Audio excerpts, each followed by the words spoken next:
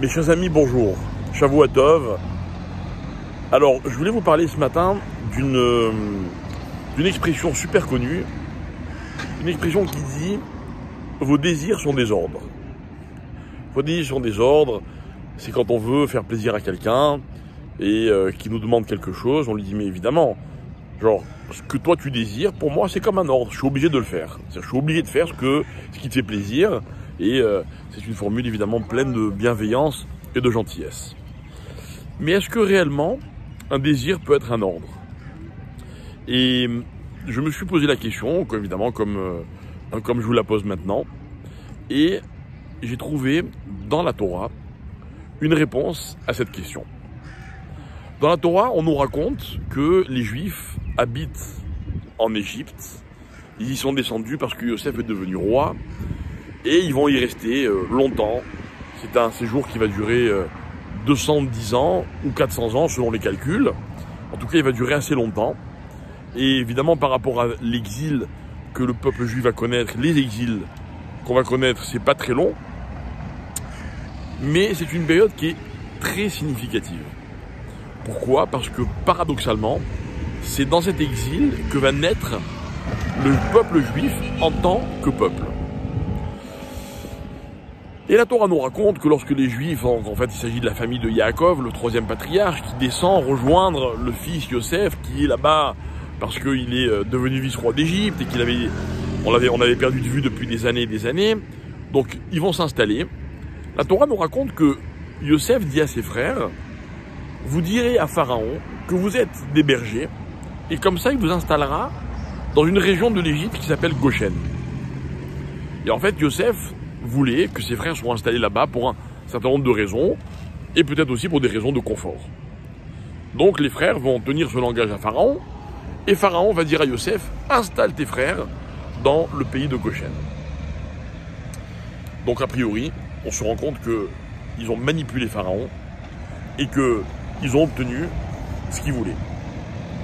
La Torah continue, et un peu plus tard elle nous dit, et Yosef a installé sa famille à Goshen, comme Pharaon l'avait ordonné.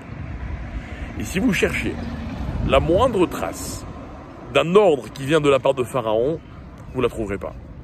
Jamais Pharaon n'a ordonné à Joseph d'installer sa famille dans le pays de Goshen. C'est bien connu, on va voir ça d'ailleurs dans la paracha qu'on lit cette semaine, que la situation va se retourner et que les Juifs qui étaient accueillis, désirés, à bras ouverts par les Égyptiens, vont devenir les esclaves des Égyptiens. Et notre histoire commence dans l'esclavage. Et en fait, on a eu l'impression qu'on avait été accueillis à bras ouverts par les Égyptiens, comme plus tard par tellement de nations. Et voilà que Yosef, qui est un homme extrêmement sage, qui connaît l'Égypte, qui a sauvé l'Égypte, qui a dominé, dirigé l'Égypte, va transformer avec un tout petit mot l'accueil et les mots qui ont été prononcés pour accueillir Israël.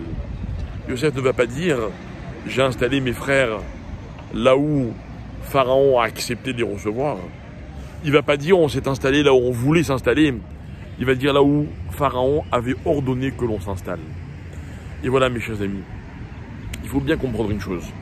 Il faut comprendre que des fois, ce qu'on appelle des désirs, ce qui paraît être des paroles gentilles, bienveillantes, ne le sont pas. Ça, c'est le côté négatif. Nous, dans l'histoire, on a été piégés.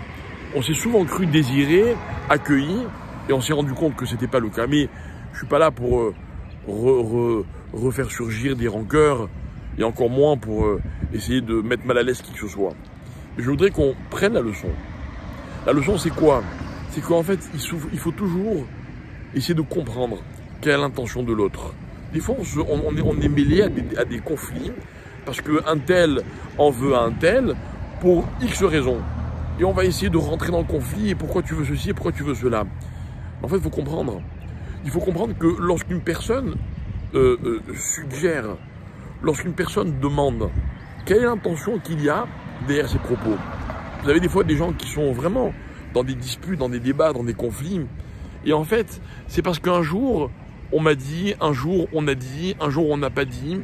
il aurait fallu comprendre qu'à ce moment-là, ce que la personne avait suggéré, ce qu'elle avait demandé avec beaucoup de politesse, en fait, elle le demandait comme si elle voulait vraiment que, comme si c'était un ordre, parce que pour elle, c'était important.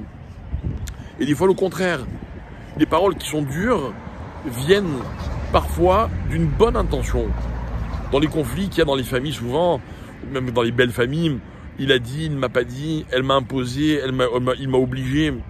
Non, mes chers amis, le ton sur lequel les choses sont dites n'est pas toujours révélateur de leurs véritables intentions. Et on doit toujours se casser la tête pour creuser, pour comprendre quelle est la véritable intention de notre interlocuteur. Et là, Yosef nous a donné une très belle leçon. Paro a fait semblant d'être d'accord, il a fait semblant de suggérer, en fait, il a imposé. Et un jour, ce qu'il a imposé s'est refermé sur nous comme un piège terrible. Et on se retrouvait les esclaves de l'Égypte pendant plusieurs siècles. Alors, mes chers amis, il faut apprendre à toujours aller plus loin que les mots que l'on entend. L'animosité, des fois, ce n'est que dans le ton, ou dans l'accent, ou dans la ponctuation. La gentillesse aussi. Si on sait déchiffrer les propos de tous ceux qui nous parlent, ou de tous ceux avec qui on communique, on se rendra compte que bien souvent, les paroles sont beaucoup plus profondes. Et elles veulent beaucoup plus dire que ce qu'on peut entendre à travers des simples mots. Je vous souhaite une bonne semaine.